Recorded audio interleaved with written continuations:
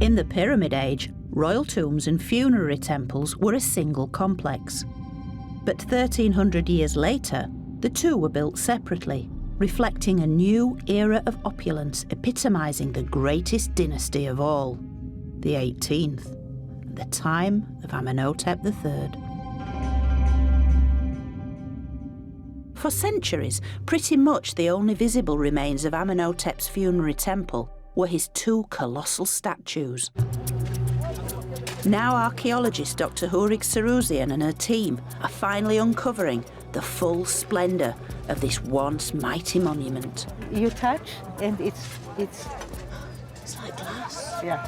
Covering over 86 acres, this was not a tomb like the pyramids, but a huge complex, the largest funerary temple ever created. It's a massive, It's unbelievable. area. You have to imagine, this is only the major temple, the main temple. You have to imagine other temples, processional ways, Sphinx avenues, magazines, workshops, treasures, pools, gardens, priest house, administrative houses. All this was a big city in the capital. Overwhelming Yeah, size. This grand design was built as the place where his soul could be worshipped for eternity, while his mummified body was buried in the Valley of the Kings nearby. But during his lifetime, inside the temple, a permanent priesthood was employed, all ruled over by the pharaoh. Amenhotep's massive statues flanked the temple's main entrance. Beyond them lay a second pair, and then a third. Amenhotep's image repeated throughout the temple complex.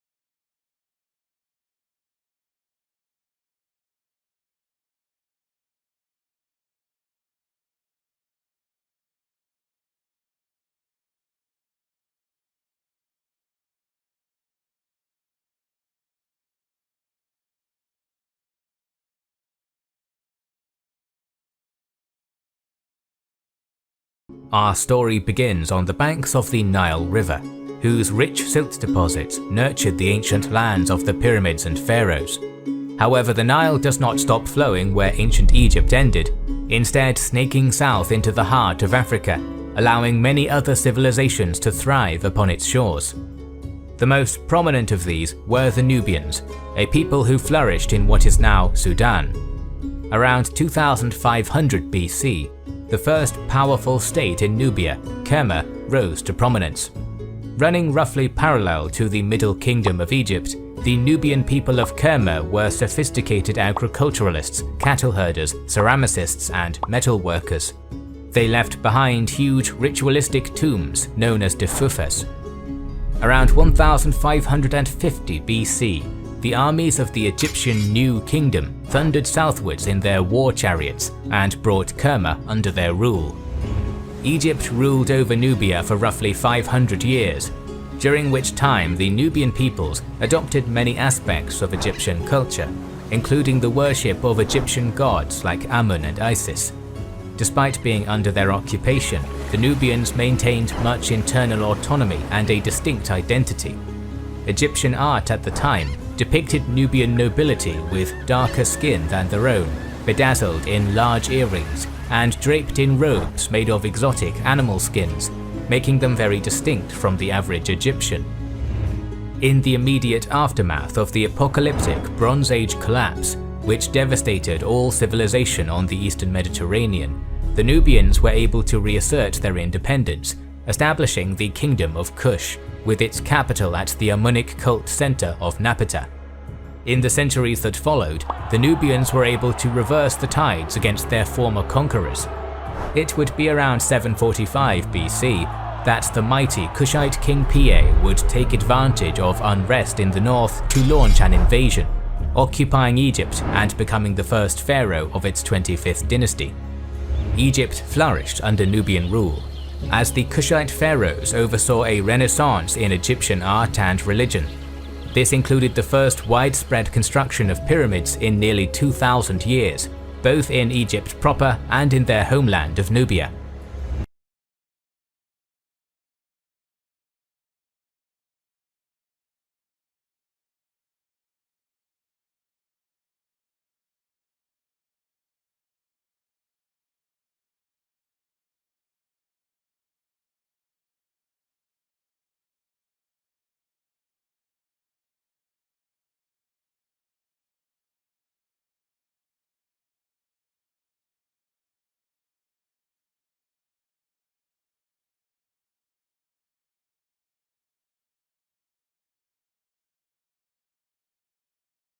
Egypt has always traditionally been given prominence as the height of ancient culture. Nubia is now coming into its own and is being understood to be of equal importance. It is different from ancient Egypt, but it is equally important and not just an adjunct to this Egyptian culture. What archaeologists do when they pull material from the ground or when they translate texts, they bring their own cultural baggage to that interpretation and the baggage of the times that they live in. And so it's imperative that we go back and continually reassess the things that we take as facts. Many of the early archaeologists came to the study of ancient Egypt and ancient Nubia from the perspective of Semitic languages or the study of the Hebrew Bible. And it was very important to them to bring Egypt specifically into the sphere of biblical studies. And so they had to carve Egypt away from Africa to bring it into that sphere. And the way that they did that was they used race. So these early archaeologists effectively made ancient Egypt white in the sense that they made it part of a dominant Western culture, and ancient Nubia was separated from that. It was black. And this was how they took Egypt out of Africa and put it into this Semitic sphere, this biblical sphere. And it's only in recent decades, the last 3-4 decades, that Egyptology has really moved away from that. And scholars who are studying Nubia are really given the chance to give a voice to this Nubian material that it wasn't given much of a chance to have in the past. When someone asks me what was the ancient Egyptians' view of X, I immediately think of a two-pronged view, because the ancient Egyptians had an official view of many things, and this is the view that would be put up on the walls of temples and on the walls of the tombs of the elites. That was an official, let's say, state-sanctioned view. That bore little to no resemblance to what people actually may have thought. It was the official view. So when you look at Nubia as depicted on the walls of temples in Egypt, you will see Nubians being crushed under the chariot wheels of the king. You will see Nubians being dragged back to Egypt enslaved. What we see on the ground in terms of archaeological evidence is quite different. We see people who had Nubian names, people who were using Nubian material culture, living within Egypt, working in Egypt, marrying people with Egyptian names. So something quite different from the very intense militaristic scenes that you see in temples. When George Reisner excavated Kerma, he found the statue, a large, beautiful statue of Senui, and also a statue partially destroyed of Jaffa Hapi, her husband. It was a very large tomb, and with size in Egypt and in Nubia, we tend to assume ruler or someone very important, which usually translates to ruler. We now understand, yes, this was a ruler's tomb. It is a completely different time period than Jaffa Hapi and Sennawi lived in. Much later, we understand it to be a local ruler, so it was a Kerman official who, for reasons we can guess at, brought or had these two statues brought to Kerma and put in his tomb. It could have been an appropriation of Egyptian culture in general, just to show that, yes, I can own these things that are Egyptian wonderful works of art. Because what we're saying, if you read between the lines, is whoever owns these statues is a powerful person. And that means this art has power.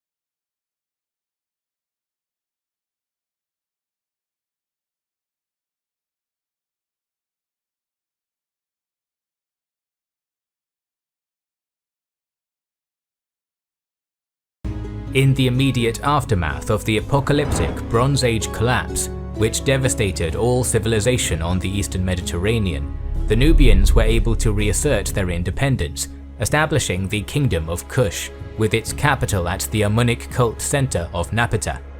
In the centuries that followed, the Nubians were able to reverse the tides against their former conquerors. It would be around 745 BC that the mighty Kushite king Piye would take advantage of unrest in the north to launch an invasion, occupying Egypt and becoming the first pharaoh of its 25th dynasty. Egypt flourished under Nubian rule, as the Kushite pharaohs oversaw a renaissance in Egyptian art and religion. This included the first widespread construction of pyramids in nearly 2,000 years, both in Egypt proper and in their homeland of Nubia.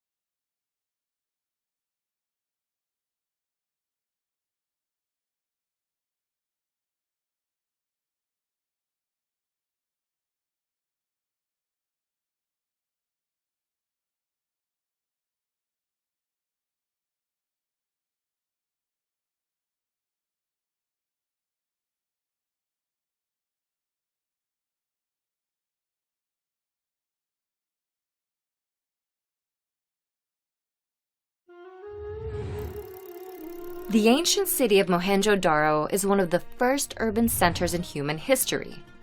Nestled in southern Pakistan's Indus River Valley, Mohenjo-Daro is the largest and best preserved city of the Indus civilization, the earliest known civilization of the Indian subcontinent. Mohenjo-Daro was built around 2500 BC, about the same time the Great Pyramids were being built in Egypt, and it spanned a surface area of nearly 500 acres, an incredible size for a city of this time period. Because of Mohenjo-Daro's grand scale, archaeologists believe it may have served as a seat of power for the Indus civilization. The city was divided into two districts, the Citadel and the Lower Town. The Citadel is home to the city's exceptional monuments, including the Great Bath, a 900-square-foot tank fed from the Indus River. Mohenjo-Daro also had a sophisticated water system. Houses had baths and toilets, and the town featured both an elaborate sewage system and fresh water in 700 wells throughout the city. The Roman baths, some of history's most famous waterway systems, weren't constructed until many hundreds of years after Mohenjo-Daro's Great Bath. Mohenjo-Daro has no places of worship or governance, such as palaces, royal tombs, or temples. This may indicate that the society was not built around state interests like the Egyptian and Mesopotamian societies at the time. Rather, the class structure of Mohenjo-Daro may have been relatively equal. The city's second district, the Lower Town, may demonstrate the society's egalitarian structure. The Lower Town, with its intricate water system, was home to between 20,000 to 40,000 people. Unlike many urban areas of its time, it was laid out in a grid system similar to modern-day city blocks. After approximately 600 years, the city collapsed. No one is quite sure why, but the cause could potentially have been a change within the culture, or in the path of the river. Without its crucial source of water, the city's residents may have moved away, leaving Mohenjo-Daro nearly abandoned. In 1911, nearly 4,000 years after the city fell into ruin, archaeologists paid their first visit. The ensuing decades of excavations have unearthed countless clues that tell the tale of Mohenjo-Daro, but it still holds secrets for us to discover.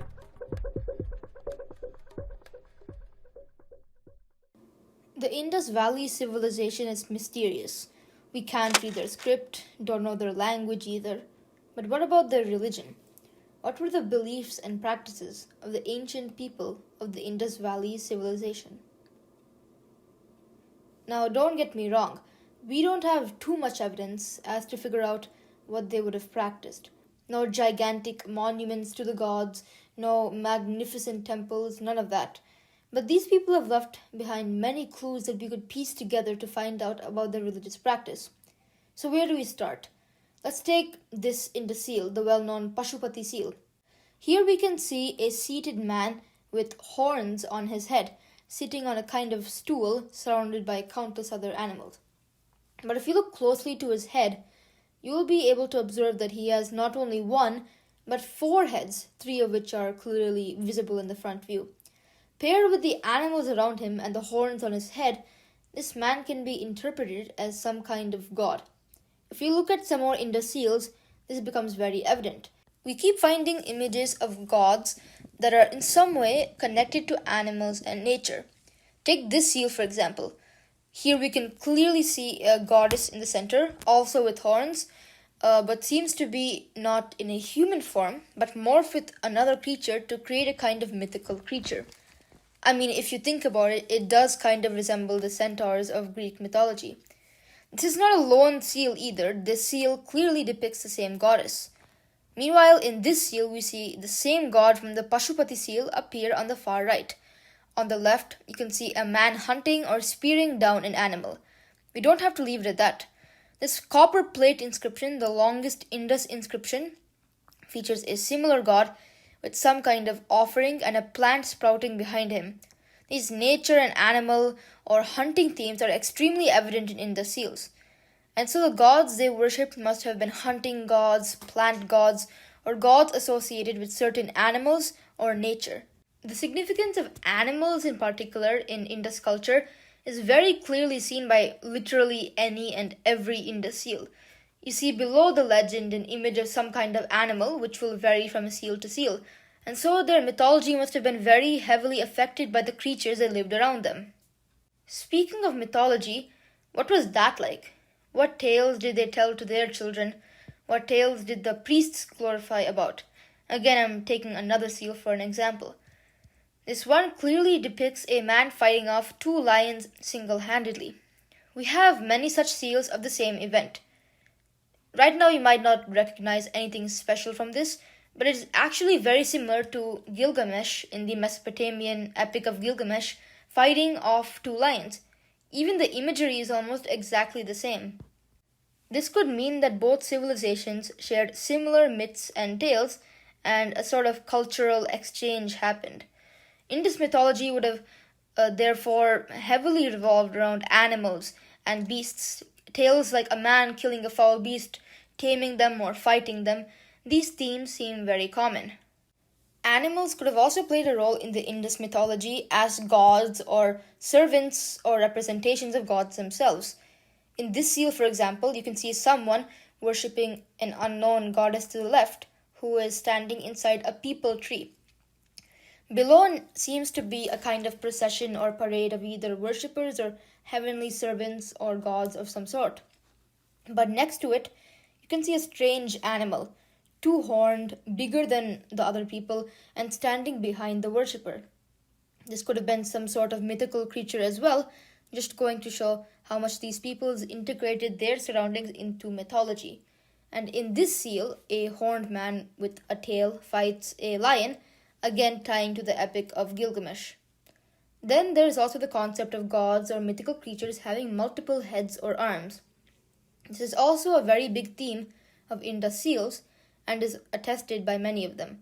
All this suggests that the Indus seal was not a shamanic or primitive one, but a well-constructed one with most likely their own pantheons, myths, and legends comparable to the Mesopotamian and Egyptian ones.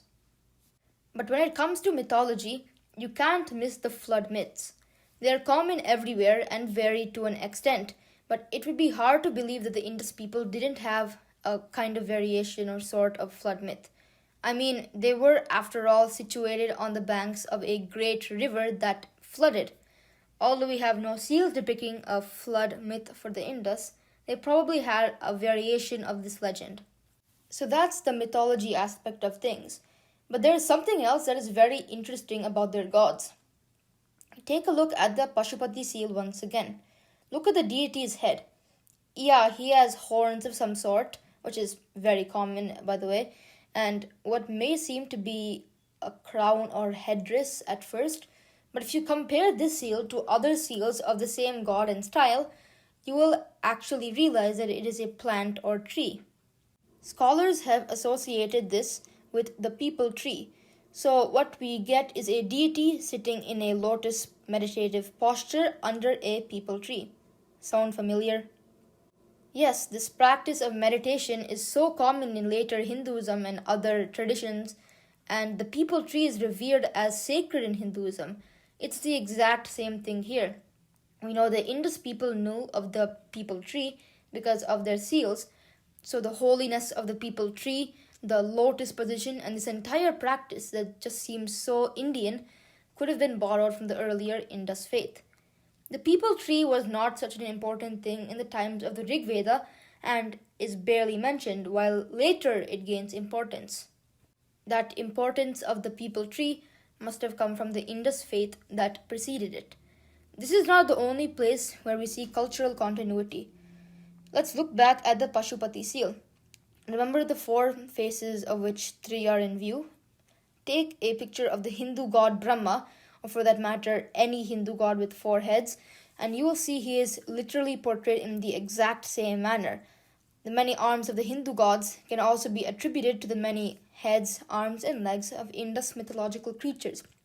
And so in this way, the Indus faith has exerted a massive amount of influence on Hinduism and cultural continuity definitely existed. So that was the beliefs and religion of the Indus people.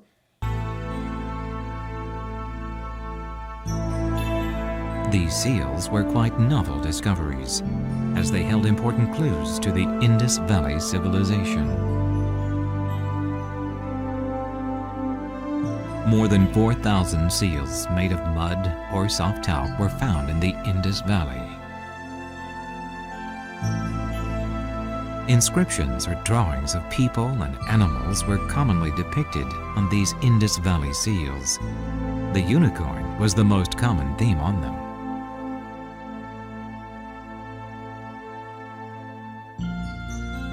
It could be deduced that the seals were printed on plates and other objects to denote ownership by the owner of the seal.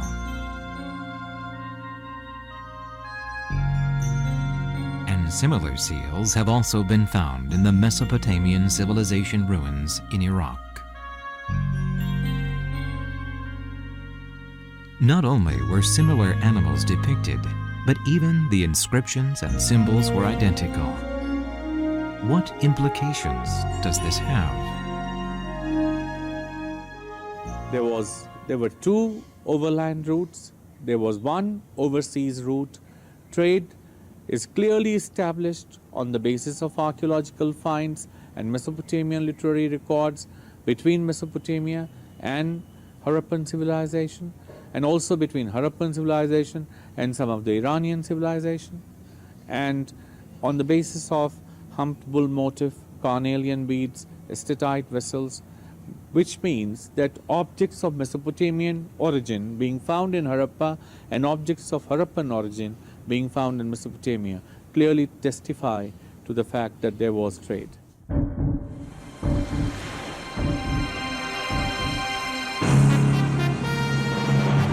"4,500 years ago, it was likely that large boats sailed from the Indus River to the Arabian Sea. About 5 million people inhabited the banks of the Indus River, clustered in over 2,000 towns and villages. The crafts and goods they made were traded with other lands. Mesopotamia was the main trading place. Even though trade between the two civilizations was small, the land route linked the two. As trade volume grew, sea routes were established. Numerous trading cities sprung up along the route, and the Mohenjo-Daro was the most prominent city.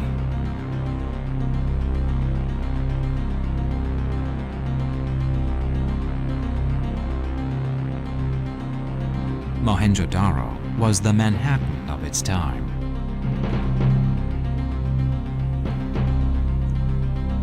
Goods were bountiful in the streets, and laborers toiled to carry them. Merchants made deals in tall buildings.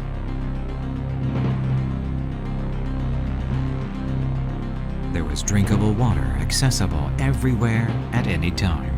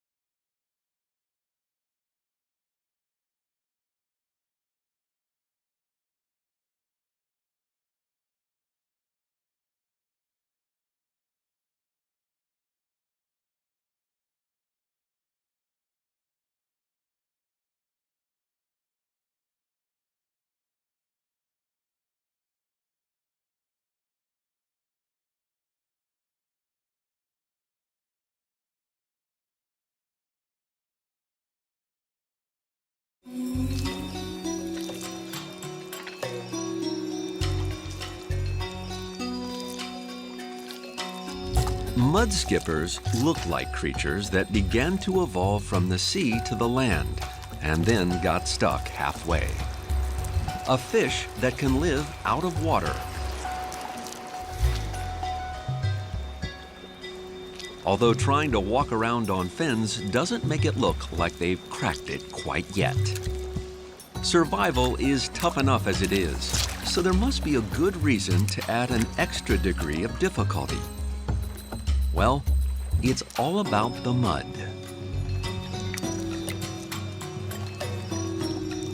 Though it may not look appetizing, mud skippers eat and thrive on mud. It's rich in tiny plants and animals which they filter out.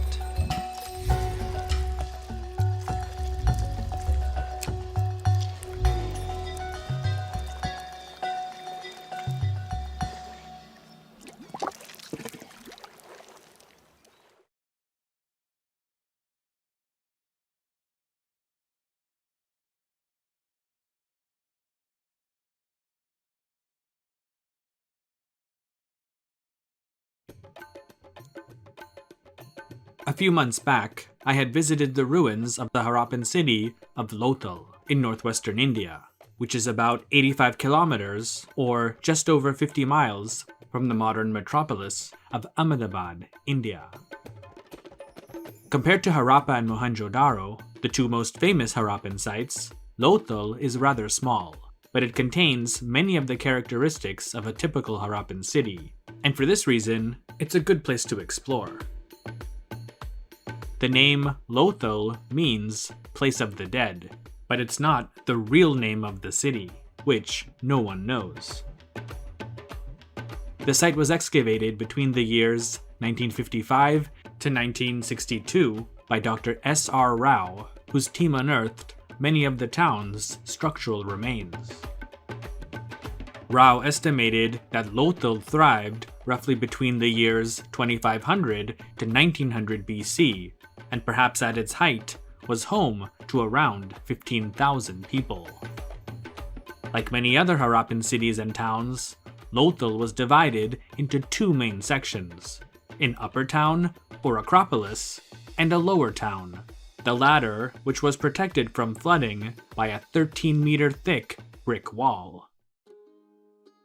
In Lothal, the main difference between the Acropolis and lower town sections were that the houses of the Acropolis stood on a 3-meter high platform and had better civic amenities, such as covered underground drains, and more elaborate baths made out of standard Harappan burnt bricks. If Lothal had an upper or elite class, then they would have definitely lived in this area. The lower town was further divided up into two sectors, one of these being the city's main commercial center, where workers, craftsmen, artisans, and merchants set up shop, and a more residential district where these and other people probably lived. Lothal's most prominent structure is the man-made dockyard constructed out of burnt bricks. While today the Arabian Sea is about 17 kilometers, or 10.5 miles away, during the primary phases of its occupation, Lothal was much closer to, if not on the sea. The dockyard consisted of a tidal basin, or dock, connected to a canal, which allowed boats to enter and exit the basin during high and low tides. The basin itself was about 214 meters long and 36 meters wide, and had an estimated depth of around 4 to 6 meters. While some have stated that it may have just been nothing more than a large water tank, the discovery of stone ship anchors, as well as evidence that seawater was contained within the brick enclosure, support the hypothesis that this was indeed a dockyard. Nearby was a warehouse that was probably used to store goods that were loaded onto or unloaded from trading ships.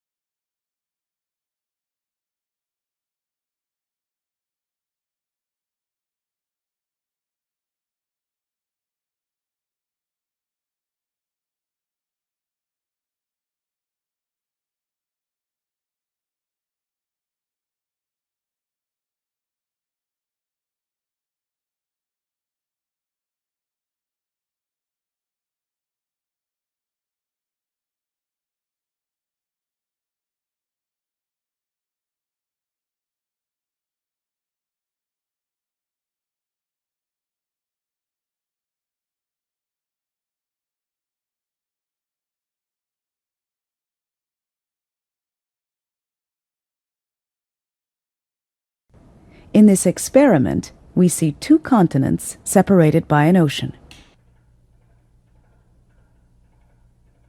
Now watch what happens as the plates converge. As one plate subducts or dives beneath the other, the ocean basin closes. The continental crust, which is lighter than oceanic crust, cannot be subducted. Instead, as the continents collide, the crust thickens and is forced up. Note how the sand is folded and faulted. We see similar structures in the rocks in mountains.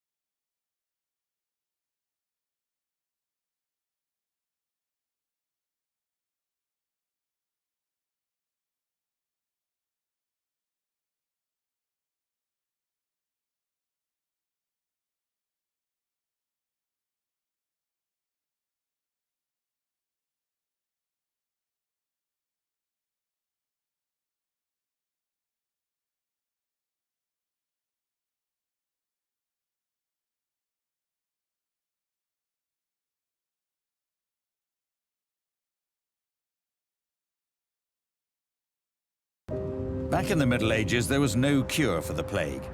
But that didn't stop people trying pretty much anything to avoid succumbing to this terrifying illness. The Wellcome Collection in London holds records of many of the supposed and rather bizarre cures for the plague. So one of the things I have here is a manuscript from the end of the 15th century. Dr. Elmer Brenner is an expert in the strange world of the medieval doctor. The plague charm that we have here on this page, they're using the format of the circular diagram, which is a kind of universal medieval format, to give protection against pestilence. These charms quite often have some kind of instruction to write them on the body, sometimes in blood. But you could do other things with this. You could copy it onto a scrap of paper and carry it on your body, for instance. Of course, doctors did exist in medieval times. Unfortunately, they were as clueless as their patients as to the real cause of the plague. But that didn't stop them profiting from it. Physicians quite often got bad reputations for being very wealthy and shamelessly charging a lot of money for their advice. Now, look, another thing I want to ask you about is because the image I have in my mind is of a plague doctor with a special costume. So I've actually acquired for myself the sort of thing that people would wear. Yeah, and obviously it's something that looks strange to us. It actually come from continental Europe, so particularly France and Italy. The Europeans settled on this look in the 17th century, proving they could even deal with the plague more stylishly than we could. So this is the outfit I've got on, all but the top bit. Yeah. So the gloves are more like motorcycle gauntlets, which obviously would protect against the germs getting in. And I've got a big stick. Now, what's this? Is this just a standard stick, or did it have some function, do you think, as a plague doctor? Yeah, I mean, I think it adds to the distance from the patient. Yes. He wouldn't have to go up close to them. So he could say, look, you've got buboes there. Exactly. This is virtually the barge pole that you don't want to touch things with. Now, I suppose this is the most fascinating thing. The beak was there so that there would be something in front of the respiratory area that was filled with heavily aromatic plants that were understood to purify the air. Is this what the plague doctor might look like? Yeah, I mean, what we can say is that this would be a physician that you would encounter and you would not be able to see his face at all. Right. So in that sense, it's more of a negative than a positive encounter, I think it's likely to say.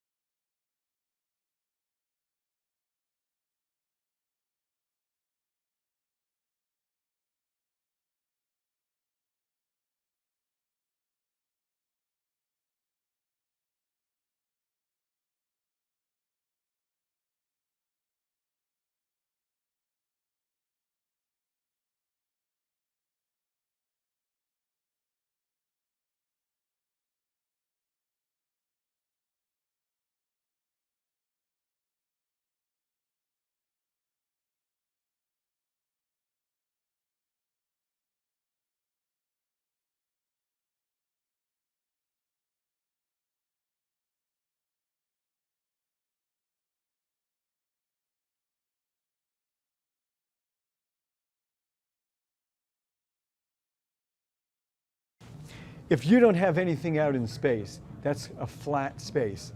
If you were to take a planet, a ball, whatever it is, a rocket ship, and roll it, it would make a straight line in that space-time. Watch it up on the screen. I roll it, and it makes a straight line. But according to Einstein, if you go and have a star, that star will bend space-time in that extra dimension that you can't see. See, you can't see it bent up over there, but you can see it here. And that bent space-time, if you roll the ball, see now it looks like it's going around and around that planet. So according to Einstein, there is no connection between the star and the planet. What you have is the star bending the fabric of space.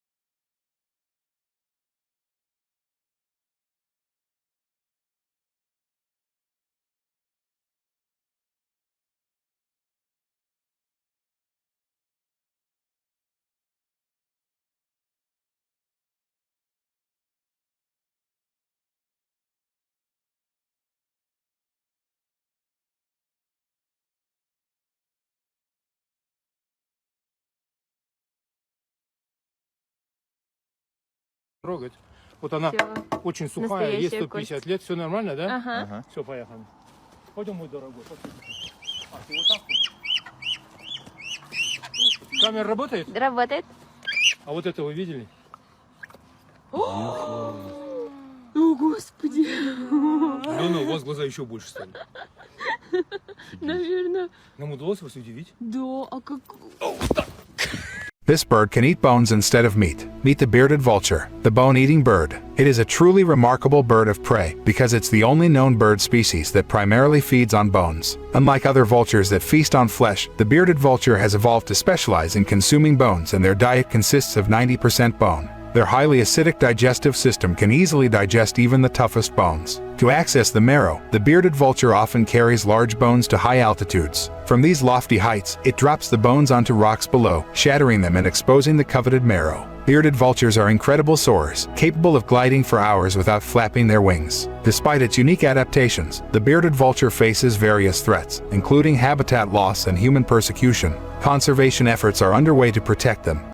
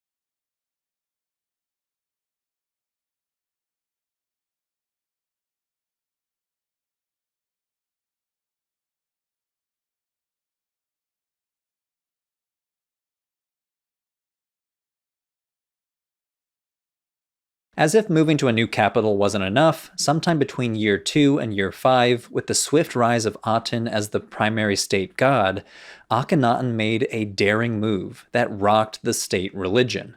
He banned the worship of Amun, closed his temples, and ordered the widespread and thorough erasure of the name and image of Amun. We have evidence that this erasure campaign was waged from Nubia in the south all the way up to the Sinai Peninsula, over 3,200 kilometers away. The destruction of Amun was so widespread that some Egyptologists theorize it could only have been accomplished with the help of the army. Just imagine the effort required to carry out such a widespread campaign.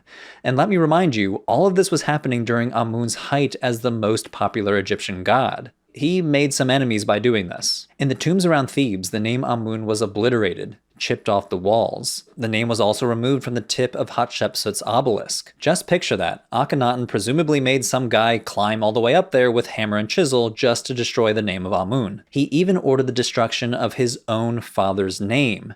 Remember that Amenhotep contains the name of Amun, so even though it was the name of his father, Akhenaten had his name destroyed, even within Amenhotep III's own funerary temple, the temple meant to honor him and his legacy. It's still not exactly clear why Akhenaten held so much animosity against Amun, but scholars have often suggested that it may have been for political reasons.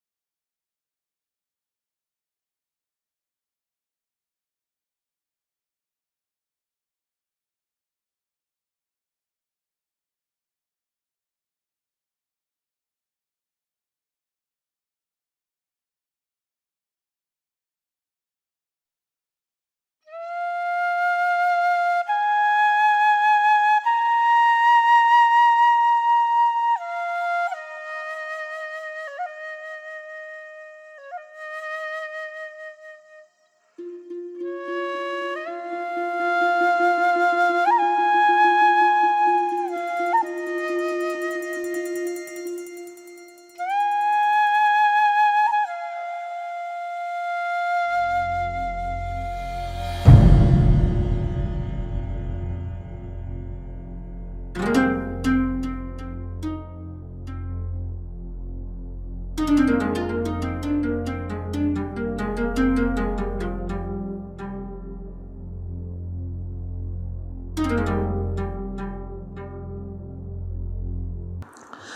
in evidence in Harappan archaeology, we have found arched harp, an instrument shaped like a bow that is found on the seal. It is also part of a script. Vessel flutes, which are found miniaturized as toy whistles. Toy whistles are very famous objects. We all know them. I'm sure in the lecture just before this, he showed toy whistles to us. Long drums, as you saw in the video, are also found on seal. Damru is also part of the script. In stringed category, we have multiple specimen of tuning pegs. I'll just show you with the pictures in a moment. And we also have instruments like rattles and shakers. Multiple of terracotta specimen have found of them. So this is a seal which depicts arched harp. It is a symbol in the script also. So when I understood that Harappan archaeology has little scarcity of evidence, at least related to music, I started with iconography in Mesopotamia to see that whether there is some resemblance in the designs and the instruments. So now this is an impression of a seal from Aldi dynastic period 2. Here you can see the animal musicians playing, and here is the harp, very similar to what we see on the Harappan seals, the arched harp. And it is being played by a musician probably wearing animal costume, and it's an equid. Now I will not get into the debate whether it is horse or not, but something like that. And you can also see there is another musician playing this clapper. This is a clapper. Now clappers are very interesting instruments, at least for Indian musical traditions, because we have clappers of all shapes and sizes, from simple to sticks or curved sticks like this. Even people use stones. There are elaborate decorated clappers with jingles on it. Kartal, even that is a clapper which is played in tal as tal in Carnatic music and also in Hindustani music. It is clappers are very prominent part of folk music, and they are all called kartals. Interestingly, because it is because of the function they play in the musical in the musical performance. They replace the hand clap, kartal. That is what they do. Clappers replace the hand clap. So that is why despite having variety of characters and manufacturing styles and different sounds to them, the function they perform in music is that. Now here. Now, when you must have seen that bull-shaped instrument in the video. Now, mostly people think of that another famous bull lyre from Mesopotamia. I'll come to that in a moment. But this is another seal from an early dynastic period itself, and found in the Royal Cemetery of Ur. Here you can see that instrument in its full glory, like a real animal. That is what we see in the Indian tradition of zoomorphic musical instruments, like a real animal. And again we see clappers here, again clappers here, clappers here. And in the upper register, it is probably they are having some party. This is the famous bull lyre from again from Royal Cemetery of Ur. Now this is an interesting specimen because you see we see these Indian traits to it, but we also see a very prominent Mesopotamian style in the overall styling of the instrument, which makes me think that probably this is an example of amalgamation of both the cultures. And as we have seen other evidence also that we have found beads like that, where the beads are made from Harappan material. It is manufactured using technology of Harappa, but the styles they have, the designs they had were not common in Harappa but commonly found in Mesopotamia.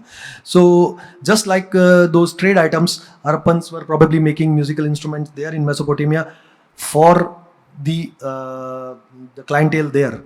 So they were serving that clientele, or maybe the cultures got amalgamated so much over the centuries. They were trading with each other. The iconography I will not go into that, it will go very deep. But iconography which is present here, not very clear in this picture, but there are 4 registers. All of them show motifs which are very common to Harappan archaeology. There is On the first register, there is this master of animal figure. Then there are animal musicians playing animal-headed instruments, and all that is there. But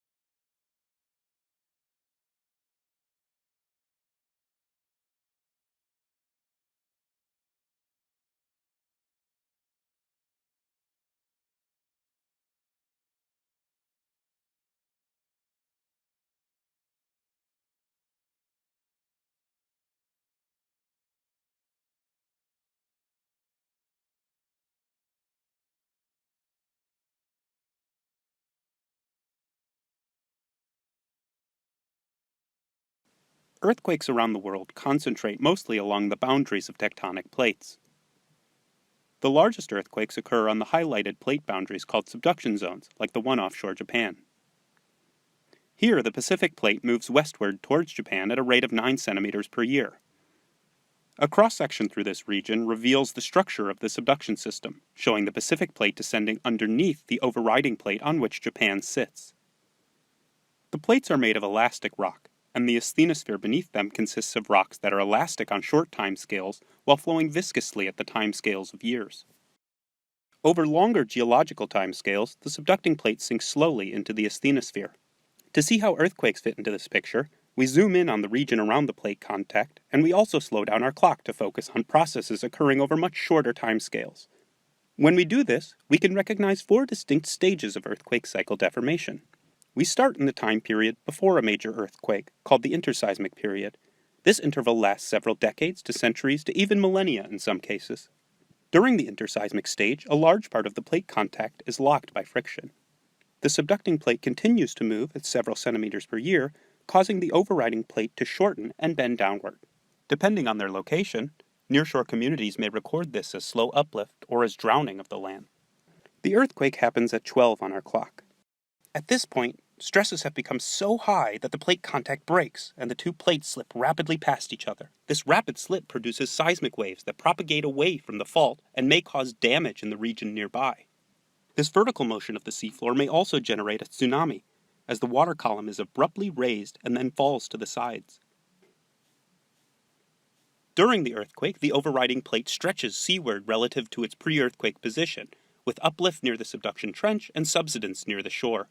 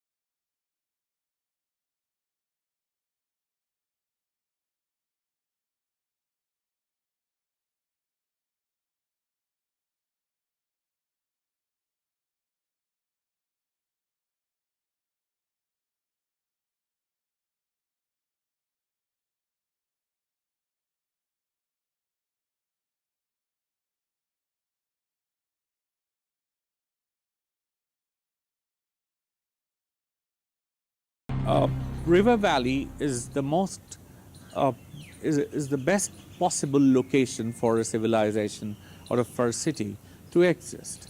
So when you find that a river has changed its course because of tectonic shifts, then obviously the city does not exist there. It ceases to exist.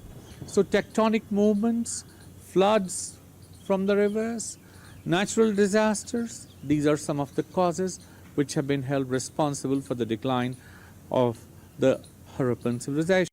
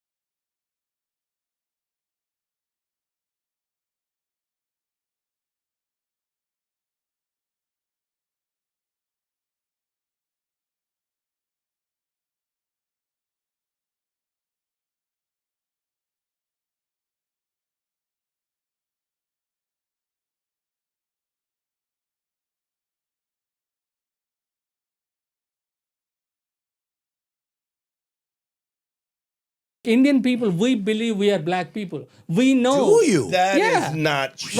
Well, read. Okay, You bro. Look are at Google. bugging. Google. You're How can you? You're Okay, bugging. here You're is the thing, bugging bro. now. When you don't know something, when you don't You're know bugging. something, you should stay. Like you could. Wait, you should, who you should believes Google they're it. black people? Because we When? came from Africa.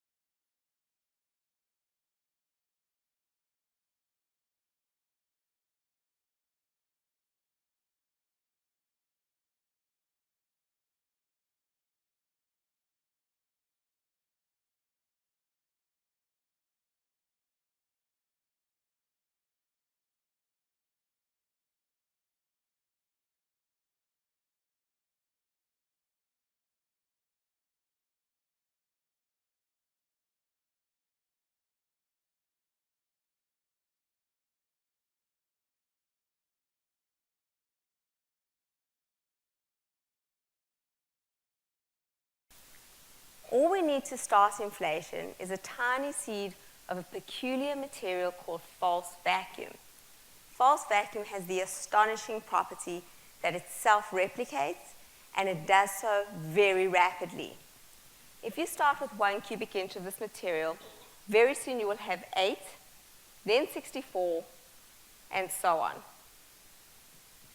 A proton-sized seed of false vacuum could inflate to be many trillions of times larger than the entire observable universe in way less time than it takes light to travel across an atomic nucleus. While the false vacuum expands exponentially, something else happens. Microscopic bubbles emerge and start to grow. Imagine a huge pot of boiling water. Bubbles of water vapor form at random times and random places. This is very similar to how bubble universes form, except instead of water, they form in the inflating false vacuum background. Each newborn bubble will inflate for a while until an energy transfer generates a fireball like the Big Bang.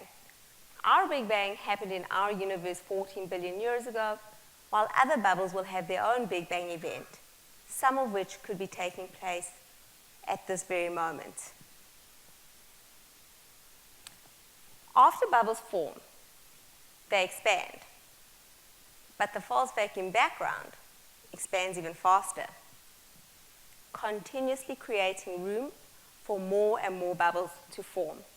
Thus, once inflation starts, it can sustain the production of bubble universes forever. This is called eternal inflation.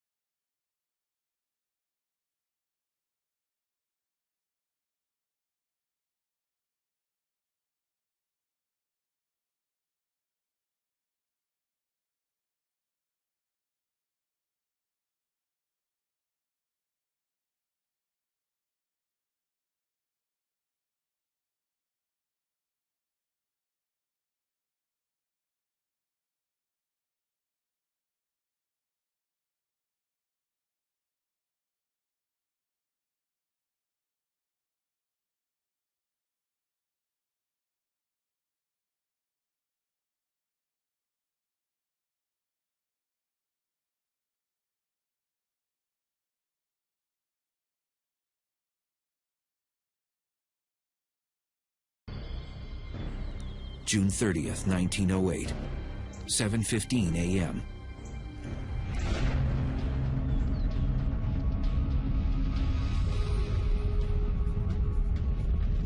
An object half the size of a football field plunged down from space at around 34,000 miles per hour and produced a stream of fiery gas behind it. Within minutes, the fireball entered our atmosphere and violently exploded above Siberia's Tunguska forest.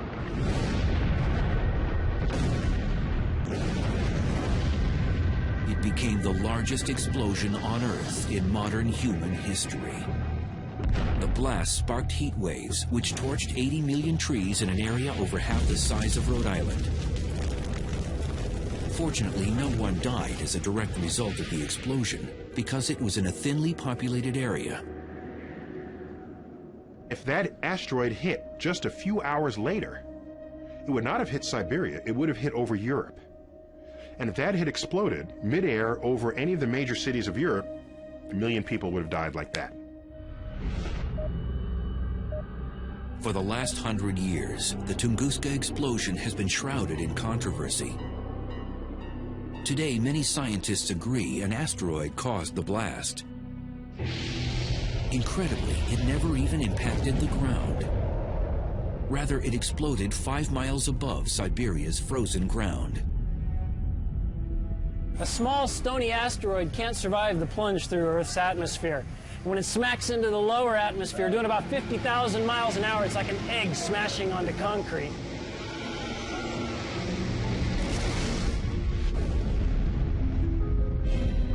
The blast over Siberia released energy equivalent to 15 megatons of TNT, 1,000 times greater than Hiroshima. If this were to happen over a large city, it would annihilate it.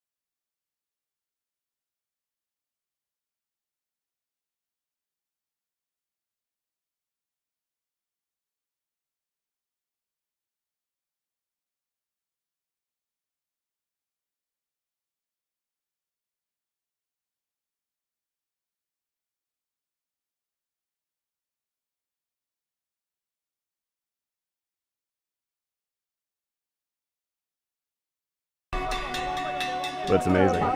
When am I ever going to see this again? There is an indigenous group that for 250 years have risked their lives scaling cliffs of hundreds of meters on nothing but a bamboo ladder, hunting for a honey that makes people hallucinate. However, beyond being extremely dangerous, once they walk this path, a hunter's life is rumored to become cursed by the spirit of the mountain forever. Although initially only used as a local form of medicine, as whispers of the honey's unique healing capabilities spread across Asia, demand for the rare and precious commodity skyrocketed in Korea, China, and Japan. But consumed in higher doses, it can cause vomiting for an entire day, loss of consciousness, and in rare cases, death.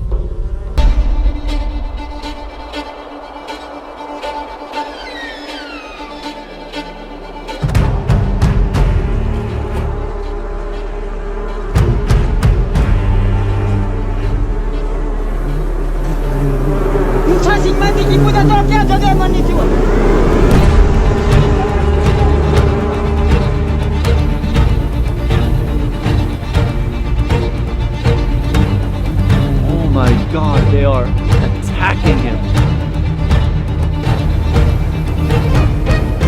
Here come the bees.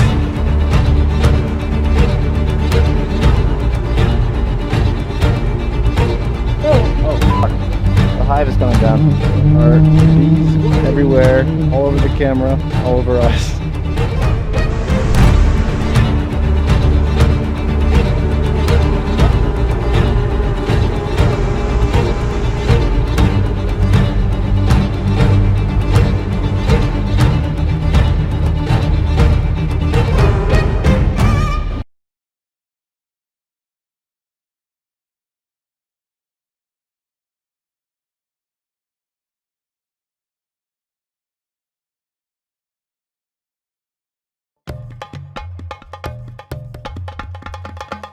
High in the remote, desolate borderlands of Nepal and Tibet, there is this ancient kingdom far beyond the reaches of the modern world.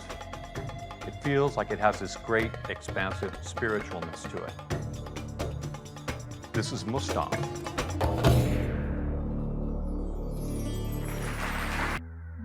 Like most of Mustang's cave complexes, the approach is a struggle. But once inside, the rooms are level and plans are much like a house. Many floors have long corridors, either perpendicular or parallel to the cliff. Vertical shafts connect one level to the next. Cave colonies can range from 2 levels to 10. Some levels containing as many as 15 rooms.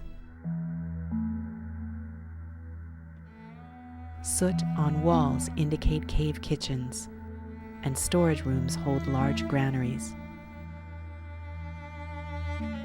Most of the complexes have a single monastic room at the uppermost level, a later addition by religious practitioners. These high temple rooms sit atop cave complexes that can have 60 to 80 rooms, a high-rise hewn into a high Himalayan cliff. What you're looking here is a scientist in the middle, Charles Ramble, from now at the Sorbonne, that is actually studying the manuscripts that we recovered in 2008 from one of the cave complexes called Mardzong. So this was actually a rescue project that brought these things back out that is part of our project as well.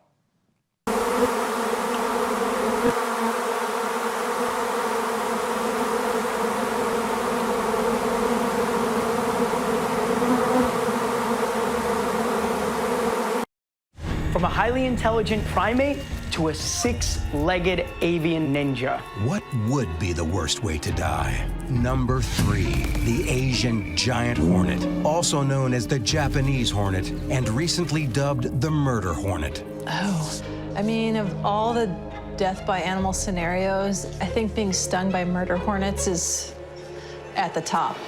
And they do kill about 50 people a year in Japan on average.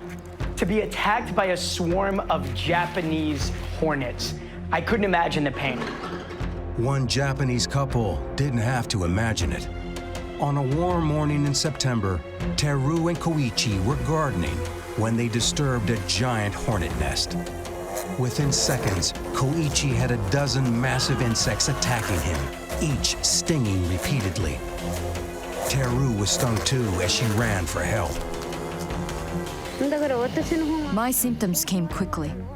My throat tightened up and I couldn't speak. Her husband was completely engulfed by the hornets and stung all over his face and neck. He blacked out, and the venom started to break down the tissues on his face. He died within 15 minutes. These things can grow to around 2 inches. That's about this big. Imagine something like this, an avian ninja flying around with a sword on its backside coming after you. That is the stuff of nightmares. In 1 year, 30 to 50 people in Asia die from these hornets.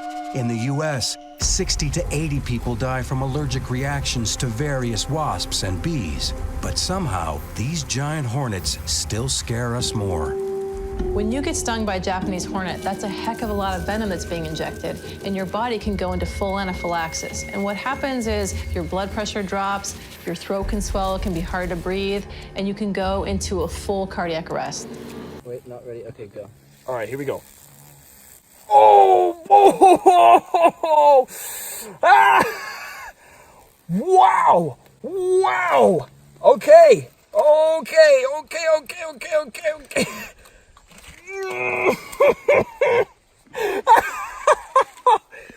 Wow! Okay, finally! Something that actually hurts! Wow! Look at that!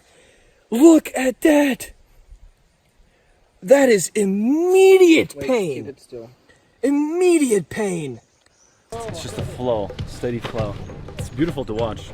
This is the lead shaman. Well, those are the chickens. But we're not going to be able to show sacrificing chickens on YouTube. What is it?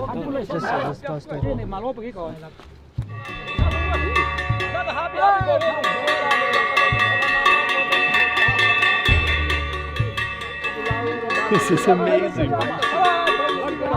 This is one of the coolest things I've ever been a part of.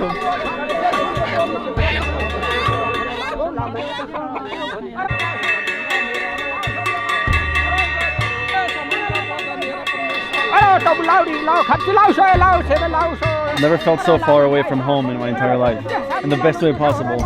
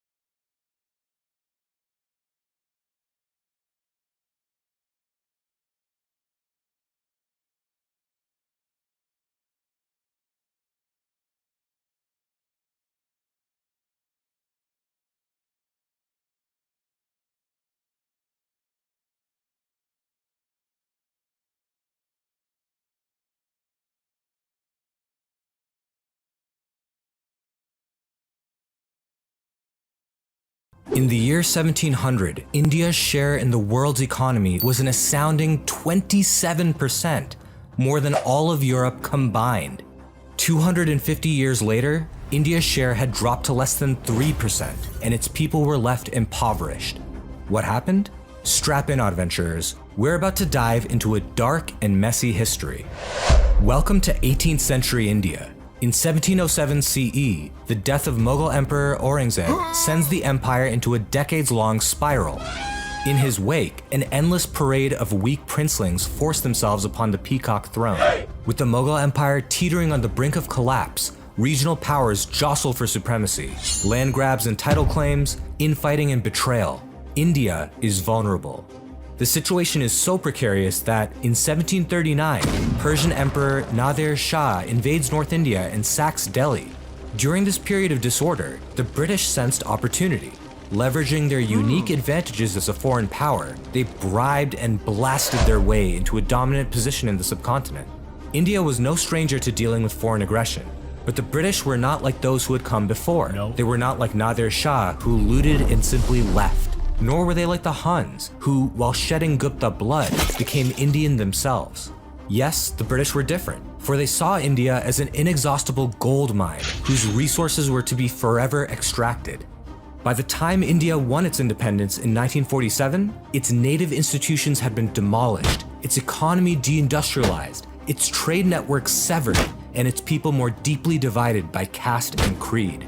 In just 200 years of colonial rule, the India that once inspired the world was unmade. The halcyon days of India are over. She has been drained of all the wealth she once possessed, and her energies have been cramped by a sordid system of misrule. The deliberate bleeding of India by the British was so extreme that famed American scholar Will Durant referred to it as the greatest crime in all of history. So let's pull back the curtain and see what India was like before colonialism. In the 19th century, the American J.T. Sunderland wrote about the India that the British found when they arrived. India was a far greater industrial and manufacturing nation than any in Europe or Asia. Her textile goods were famous all over the civilized world. So was her exquisite jewelry and her precious stones. So was her pottery, her porcelains and ceramics. So were her fine works in metal, iron, steel, silver, and gold. She had great architecture, equal in beauty to any in the world. She had great merchants, businessmen, bankers, and financiers. She was not only a great shipbuilding nation, but had commerce and trade which extended to all civilized countries. That may seem like heavy-handed praise, but the record does show that pre-colonial India was a dominant manufacturing economy. Let's take a closer look at the textile, shipbuilding, and metalworking industries. India was a textile superpower for most of its long history. There were many textile centers in the subcontinent. Coastal Andhra was a block printing hub, for example, while Gujarat and Bengal were known for their high-end woven products. There was global demand for these items. In fact, India enjoyed a mind-blowing 25% share of the global textile trade by the mid-18th century. This thriving textile trade had knock-on effects for the entire economy. For example, the popularity of Indian textiles led to the creation of stable international distribution networks. By piggybacking on these networks, other Indian artisans could sell their goods worldwide at a reduced cost. As a result, many different industries flourished alongside the Indian textile industry. We know that international trade was conducted primarily along maritime routes, and so the Indian shipbuilding industry had developed into a behemoth too. A significant number of Indian ports were engaged in the shipbuilding industry. Dhaka, Mausalapatnam, Surat, Calicut, Quilon, and many, many others. Entire rural communities were involved in the production and processing of materials used to construct ships. Quality was paramount. Consider the Bengali merchant fleet in the early 17th century. The fleet consisted of nearly 5,000 ships, each capable of carrying up to 500 tons of goods. These ships were constructed in Bengali ports by native artisans who had the skills to craft elaborate wood, iron, and brass fittings. According to one British maritime observer, Indian vessels combine elegance and utility and are models of fine workmanship.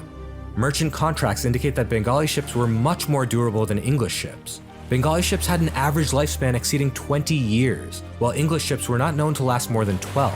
Quite a difference. India was a longtime pioneer in the global steel industry. As early as the 6th century CE, crucible-formed steel, which came to be known as Wootz or Damascus steel in the West, was being produced for export by Indian blacksmiths, particularly along the Malabar coast and in the Deccan. Arab and European officers regularly imported blades from India. While these blades were purchased as wartime implements, they were so robust and beautifully crafted that they also served as a mark of high status in times of peace. Though we've barely scratched the surface, it should already be clear that India was a manufacturing juggernaut, a thriving exporter of high-quality goods to markets throughout the world. How did the British manage to unmake all of that?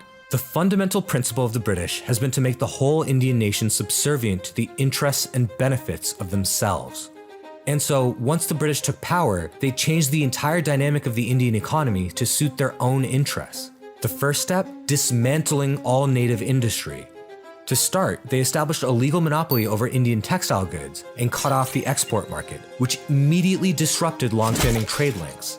Having now made themselves the exclusive buyers of Indian textiles, the British then changed the way that they paid for those goods. Instead of using foreign currency, they paid using the tax revenues extracted from India. The Indian economy stagnated and prices collapsed. Skilled artisans, who once fueled the vibrant Indian economic engine, were now significantly poorer and more restricted than ever before. And it didn't stop there. Soon enough, British manufacturers lobbied their government to completely eliminate the competition from the Indian textile industry. See, despite the restrictions imposed on Indian industry, British manufacturers were still finding it difficult to compete with Indian products. Company soldiers were sent to smash Indian looms. According to several different accounts, they even went around breaking the thumbs of weavers so that they could no longer ply their trade. But that's not all. To ensure that the Indian textile industry could not recover, adapt, or innovate itself back into relevancy, the British imposed an absurdly harsh 80% tariff. This had an immediate catch-22 trap effect. Exporting goods from India to the UK was now economically unviable. But remember, Indians were restricted from selling to anyone else. Similar restrictions were imposed on nearly every branch of manufacturing in India. India was reduced to being a mere exporter of raw materials, like cotton and metal ore, so that the British could sell finished products back to Indians at a premium. We conquered India as an outlet for the goods of Britain. I'm not such a hypocrite to say that we hold India for the Indians. The colonial deindustrialization process was so complete that by 1947, only 0.7% of India was employed in any form of manufacturing. But skilled workers had to go somewhere, do something. The British monopoly on industrial production drove Indian artisans, merchants, builders, and others into agriculture en masse. In the words of Dr. Charles Hall, India's population has been thrown back upon the soil because Britain's discriminating duties have ruined every branch of native manufacture. Rural wages cratered to historical lows, and in fact, the land itself could not sustain the influx of newly disenfranchised workers. Poor seasonal harvests and droughts gave way to catastrophic famines and mass poverty.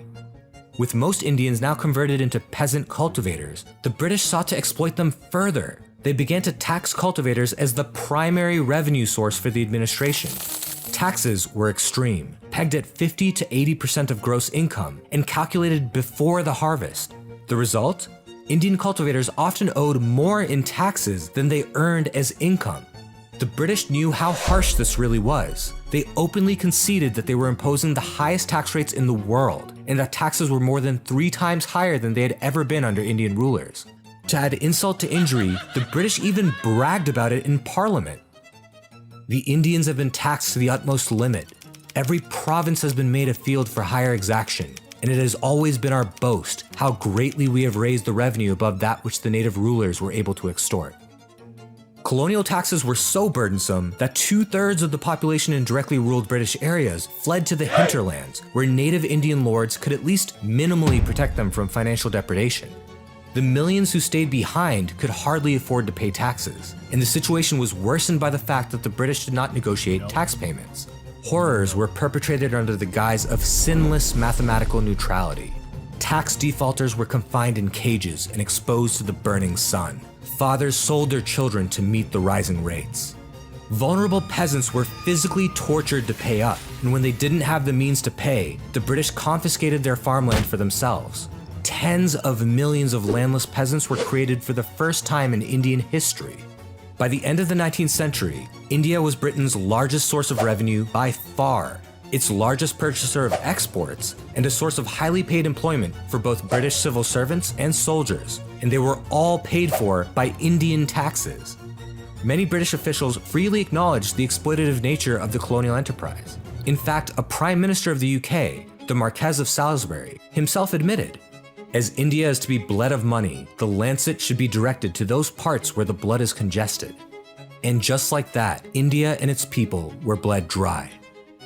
The fundamental issue of British overlordship was the fact that the British had no intention to become one with the land or to rule it as their own.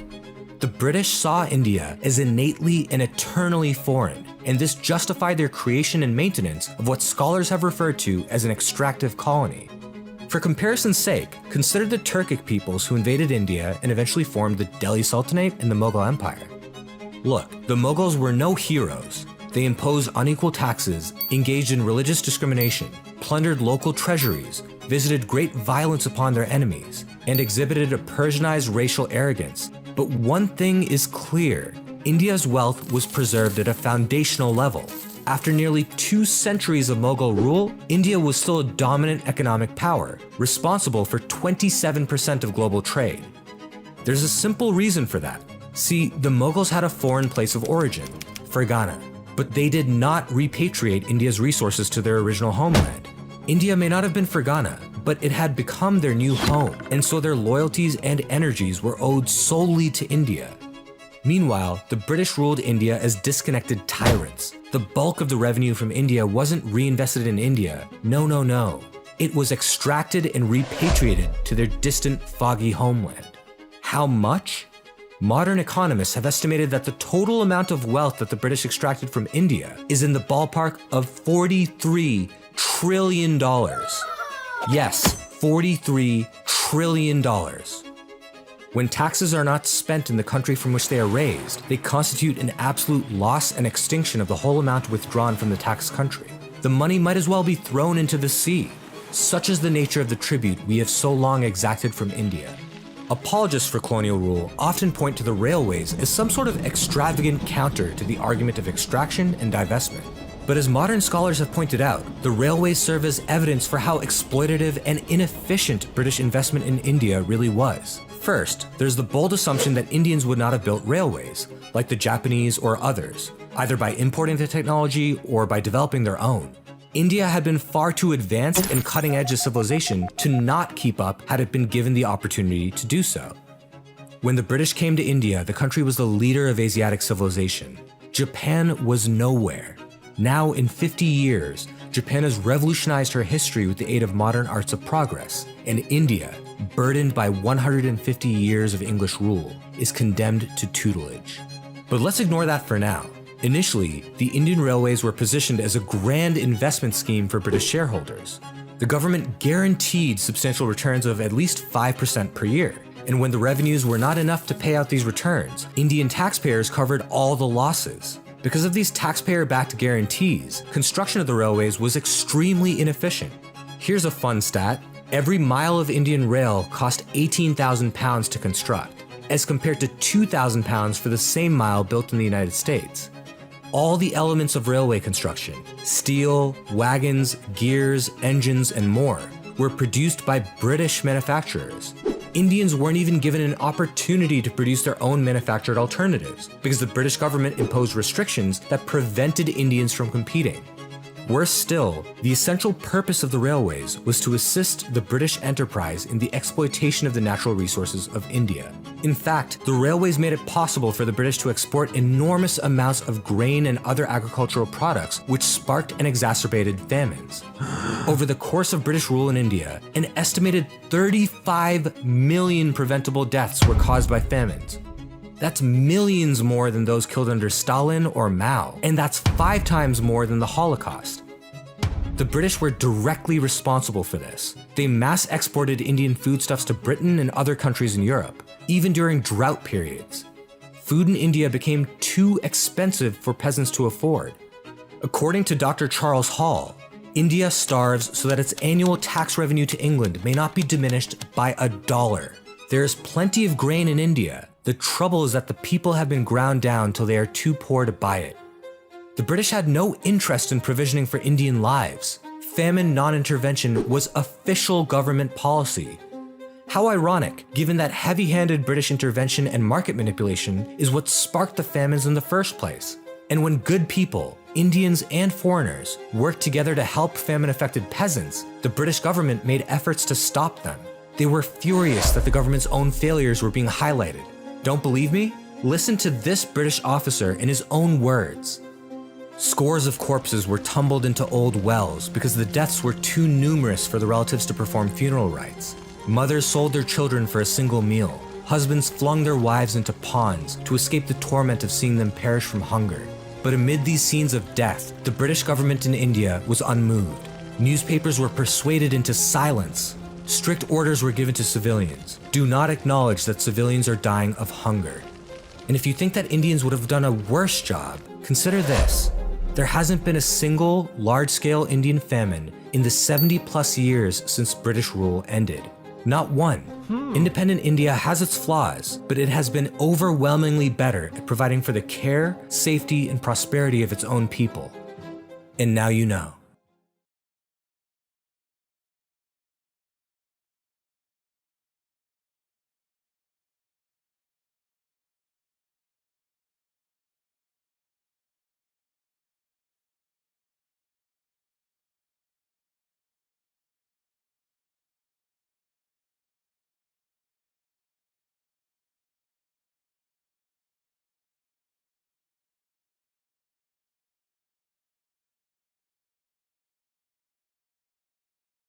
These are some plantations in British colonies that operated just 100 years ago.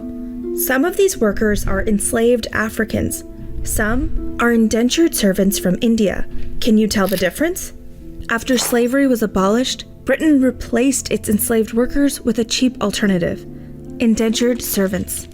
In this new system, millions of people were coerced into signing away their rights for 5 to 10 years at a time. This system is not ancient history. Some of its survivors could still be alive. Girmit कमाई है, बहुत दुख तकलीफ काटे के पड़ा। अरे हम गोरा लोग लाश से मारे इसे। अच्छा। हाँ। गोरा लोग लाश से मारे, काम नहीं करो, चाबुक लगाए गाड़ी पर। हाँ। कोई सुनवाई नहीं। हाँ। गिरमिट तुम्हारी। These workers became bound to overseas employers where they endured harrowing abuse and exploitation for the duration of their contract. I would call the system of indenture a hidden history, and it is and has been deliberately obscured from our national narrative. Maria Caladine's great-grandfather was recruited from India through this exact system. He ended up toiling at a sugar plantation in British Guyana for years on end. After seeing how her family's past had been buried, Maria decided to specialize in the study of Indian indenture. We know about it because the British kept the receipt. They are there, all the receipts are there. They are there for everyone to see. British colonizers took portraits of these workers after taking them from India to work in overseas colonies. Most would never return.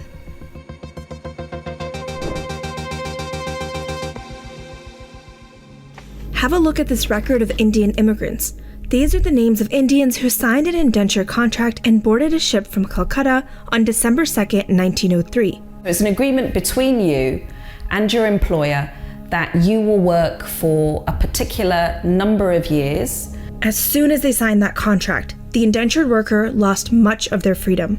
They were treated like human cargo, shipped around the world and bound to their employer for the time period of their contract. They were bought, sold, overworked, and abused in ways far too similar to slavery.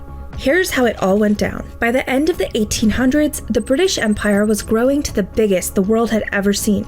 And the natural resources of the colonies, like sugar and cotton, earned the colonizers a lot of money. But labor costs started eating into Britain's massive profits after slavery was abolished. And that's when the British brought in indentured Indians. There were more than 3 million people like Maria's great-grandfather taken from their homes and placed on ships heading to British colonies. The overall trade for these cheap laborers replaced nearly a quarter of the Atlantic slave trade. What has taken place is a retelling of the history of the 19th century that focuses on the abolition of the slave trade and lauds those involved in the abolition of the slave trade, but does not draw attention in any way to the fact that the system of slavery was replaced by a system which was very brutal, really cruel, and lasted into the 20th century. The vast majority of indentured workers were from India. As a result of indenture and additional migration, pockets of the Indian community can now be found in nearly every corner of our globe. Over 32 million people of Indian origin live outside of India today, the world's largest diaspora. India might actually be a kind of replacement for Africa. Think of this from the planter's point of view. They can't imagine a world that will deny them a source of labour, cheap, malleable labour. In 1838, the first Indian indentured labourers arrived in Guyana, and that was really the beginning of the system of Indian indenture. Some labourers were forced or kidnapped, but others signed on voluntarily, especially during famine caused by British colonial rule. But most didn't know what they were signing up for. Picture yourself as Maria's great-grandfather, Khaladin, who was living in Pipra, India. Wages are at an all-time low, the class system is not working in your favor, famine plagues your village. Recruiters employed by the British boast about the opportunity of indenture, guaranteeing high wages in return for a 5-year labor contract. They often, frequently lied about what the terms of the indenture contract were, the distance of the place that people were travelling to, and the nature of the work that they would have to perform. You can't read or write, but they tell you the contract provides round-trip passage to Calcutta, India, where you put in light labor in exchange for great wealth to bring back to your family.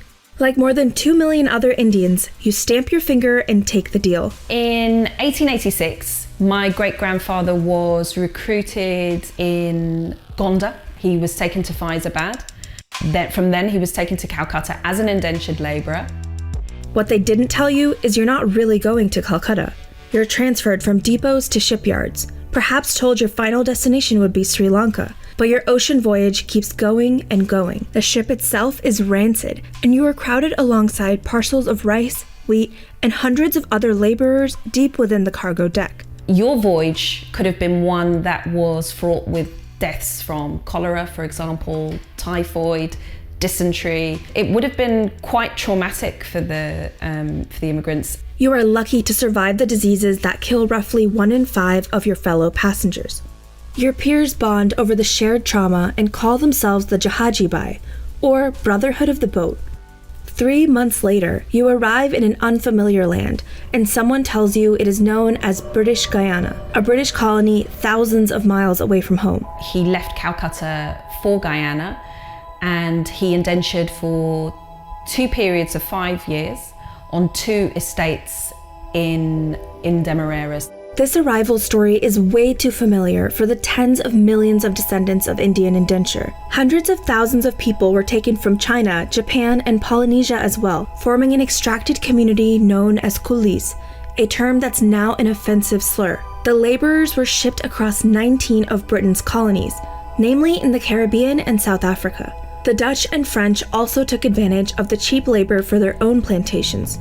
Indentured labor was used to cultivate sugar, cotton, and tea, as well as endless train tracks. As early as the 1840s, British officials were calling this a new system of slavery.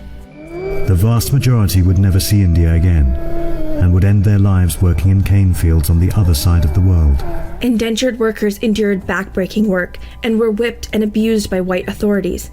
Many of them were even housed in the same barracks as formerly enslaved people. Indentured women were sexually abused by white overseers, and sometimes assigned to an Indian man as his housemate and sexual partner. There is a deliberate kind of denial of anything which does not meet the description of enslaved or free. These binaries are not helpful to people who are trying to express or explain what the system of indenture was. There are conditions of unfree labour that exist between these 2 states, and we must look at them, we must see them, they're part of our history. And what happened when their indenture contracts ended? You could then choose to accept a return voyage home to India, or you could again accept a further bounty and stay in the colony, and that's what the majority of people chose to do. But why would anyone choose to remain indentured? Even after years of laboring, some people didn't earn enough money to bring back home. Others feared they would be shunned when they got back to India, accused of abandoning their family. So from India, people were taken to Mauritius, to Trinidad, to Guyana, to Fiji, to St. Lucia, Grenada, South Africa, Malaysia. The system was huge, so over 2 million people were part of it. And it has left, obviously, a huge diaspora because the majority of people didn't return in those places. They are a remarkable people because the story of indenture is a story of against all odds survival. And it is a story of great sacrifice. The trauma lasted lifetimes. In British Guyana, it took generations before descendants of the first indentured laborers were able to get off the plantation, find work, or own property of their own. And British colonizers didn't stop there. In Trinidad, British Guyana, and South Africa, the British inflamed tensions between formerly enslaved Africans and Indians, sowing divisions that continued to plague former colonies. So we are still able to see the legacies of colonialism to that extent that they are part of the politics in those countries still today. The indenture system didn't last forever. Indians in British colonies resisted their colonial oppressors for several decades. Although they didn't realize it, resistance efforts across the Indian diaspora culminated almost simultaneously in the early 1900s. In South Africa, individual workers rebelled on their plantations through desertion or suicide. Mahatma Gandhi later joined the Indian South African resistance movement, leading this major strike in 1913. In Fiji, indentured workers had the highest rates of suicide, using it as a form of resistance. In British Guyana, collective organizing ranging from demonstrations to resistance literature shook the nation. Some indentured workers took to writing in Guyanese newspapers to protest their abuse. I don't think that the British have ever apologized. There is a very violent way of erasing somebody's history without it seeming to be violent, which is just not to talk about it, just not to acknowledge it. Britain finally outlawed indentureship in 1917, but the system left behind a monumental legacy. Millions of South Asians were scattered across far corners of the world in a multi-generational Indian diaspora. Descendants of indenture in Suriname, Mauritius, British Guyana, and Trinidad cultivated a thriving Indo-Caribbean community. Indian South Africans launched their own political parties and joined in anti-apartheid efforts alongside Black South Africans.